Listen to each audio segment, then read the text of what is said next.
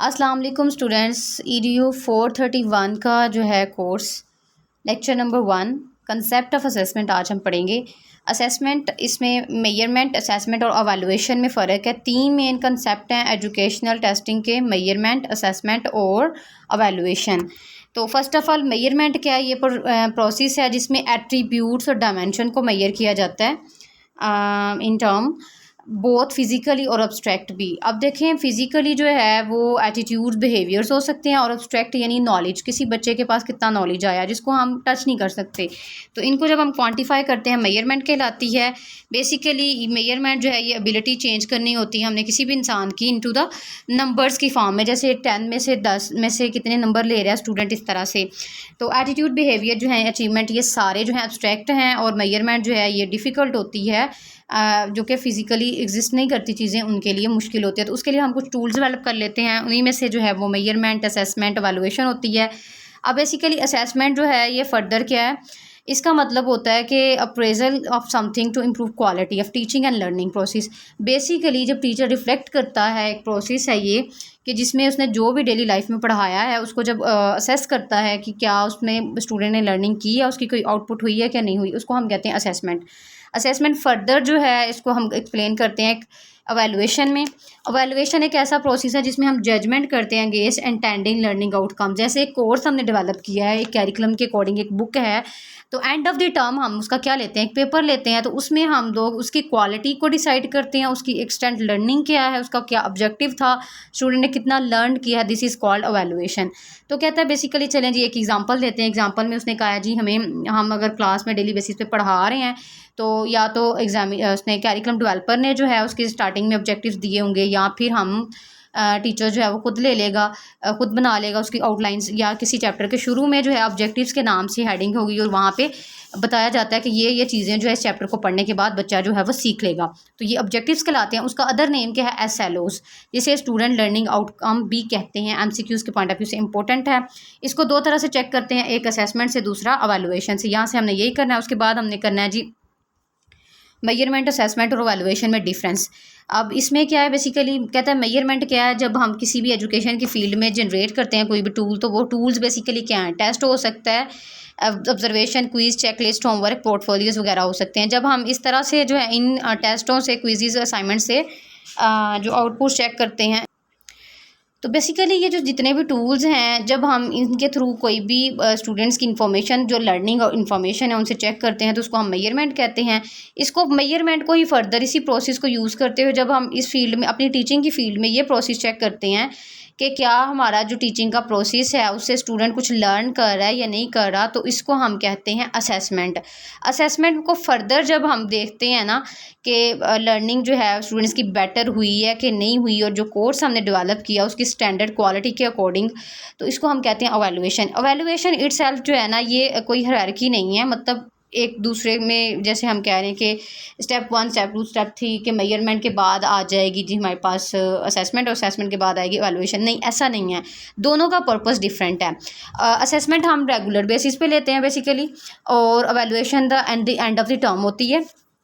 दोनों एक दूसरे के पैरेलल चलेंगी, ठीक है। तो इन दोनों का पर्पस जो है ना वो डिफरेंट है, और असेसमेंट का पर्पस होता है टीचिंग को बेटर करना, जबकि मेजरमेंट जो होती है ये लर्निंग पर्पस को क्या करती है, अलाइन करती है। उसके बाद टॉपिक नंबर 2 पे आ जाएँ, क्लासरूम असेसमेंट। जी इसमें हम देखेंगे क्लासरूम में कौन सी असेसमेंट होती हैं।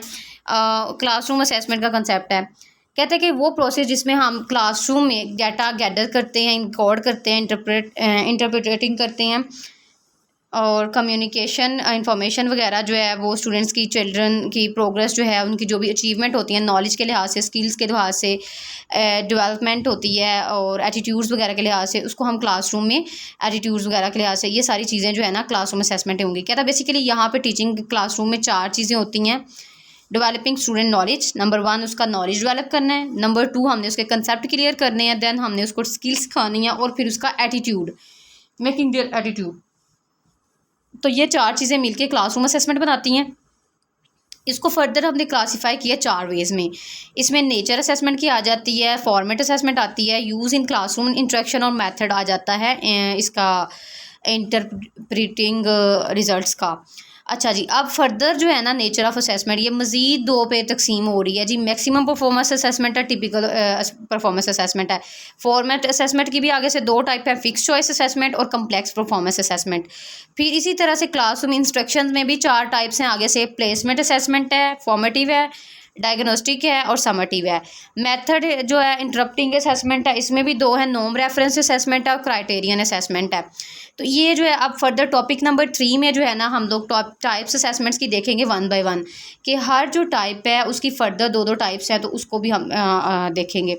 नेचर जो असेसमेंट है इसमें पहली जो इसकी टाइप है वो देखिए, अब फर्दर इसकी भी दो टाइप्स आ गई, maximum performance assessment, typical performance assessment. Maximum performance assessment है, हमने क्या करना है कि किसी भी स्टूडेंट की परफॉर्मेंस उस टाइम चेक की जाती है जब when they can do their best, performing their best, जब अपना वो बेस्ट परफॉर्म करते हैं। तो इस तरह से जो है ना उनकी इस प्रोसीजर से जो है उनकी असेसमेंट को मेजर किया जाता है। जब वो फुली मोटिवेट होते हैं तो जब उस टाइम पे हम उनको असेस करते हैं तो उस लेवल पे जो है ना उनका क्या टाइम होता है, कितना वो बेस्ट जो है ना अपना परफॉर्म करते हैं। This is called maximum performance assessment. इसकी फर्दर दो टाइप्स हैं, एक अचीवमेंट असेसमेंट है और दूसरा जो है ना एप्टीट्यूड टेस्ट है, सॉरी एप्टीट्यूड टेस्ट है और अचीवमेंट टेस्ट है। अचीवमेंट टेस्ट बेसिकली जो बच्चे हैं वो अपने आप खुद लर्न करते हैं, खुद प्रिपेयर करते हैं, या फिर जो हमने उनको सिखाया होता है अकॉर्डिंग टू द टारगेट, उसके अकॉर्डिंग हमने उसको टेस्ट करना होता है कि उनकी एबिलिटीज़ को मेजर करना है।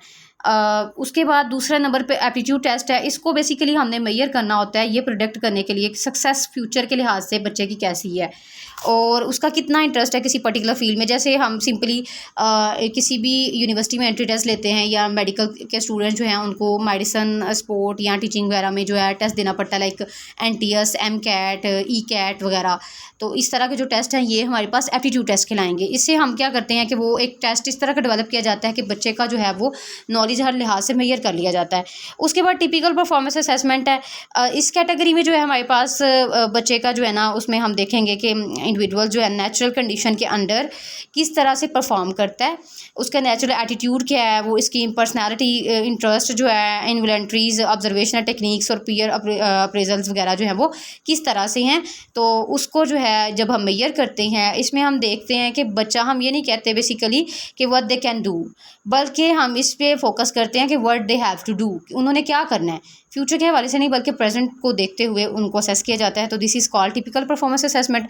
लाइक मेरा ख्याल है कि इसमें बेहतर ये है कि इंटरव्यू की अगर आप एग्जांपल कोट कर लें कि एग्जांपल में इंटरव्यू में एक बच्चा किस तरह से परफॉर्म करता है, उसी की बेस पे जैसे उसकी जॉब हो जाती है या उसी की बेस पे उसका फर्दर जो है वो लाइक बहुत सारी यूनिवर्सिटीज़ जो है एडमिशन देती हैं। तो ये टिपिकल परफॉर्मेंस असेसमेंट भी हो सकती है इस तरह से। बाय फॉर्मेट और ऑफ असेसमेंट जो है इसमें हमारे पास जो है वो दो टाइप्स है फर्दर, फिक्स चॉइस असेसमेंट और complex performance assessment. Fix choice assessment जो है जिसमें बच्चा जो है उसकी स्किल मेजर कर ली जाती है एफिशिएंटली। इसको मल्टीपल चॉइस, यानी एक चॉइस दे दी है हमने, फिक्स है, उसके अलावा उसने खुद से कोई आंसर नहीं करना। जैसे open ended, close ended questions होते हैं ना, बिल्कुल इसी तरह से इसमें मल्टीपल चॉइस क्वेश्चंस हो गए, मैचिंग होगी, फिलिंग द ब्लैंक्स होगी, लाइक कॉलम्स दिए जाते हैं जैसे मैचिंग यूजुअली करवाने के लिए। और उसके बाद फिक्स क्वेश्चंस हैं, यानी कि इसमें फिलिंग द ब्लैंक्स हैं या ट्रू फॉल्स हैं, तो यस और नो इसका ऑप्शन है, उसके अलावा तीसरा कोई ऑप्शन नहीं है। या फिर फिलिंग द ब्लैंक्स है तो उसमें भी उसने एक ही ऑप्शन लिखना है, उसके अलावा खुद अपनी चॉइस कोई नहीं है उसके पास। तो फिक्स चॉइस क्वेश्चन कहलाएंगे इस तरह से। उसके बाद फर्दर जो है फिक्स चॉइस असेसमेंट जो है इसको एफिशिएंट मेजरमेंट के लिए, नॉलेज की और स्किल के लिए यूज़ किया जाता है। और इस टाइप के असेसमेंट में जो है ना ये स्टैंडर्डाइज मल्टीपल चॉइस क्वेश्चन इस्तेमाल किए जाते हैं यूजुअली।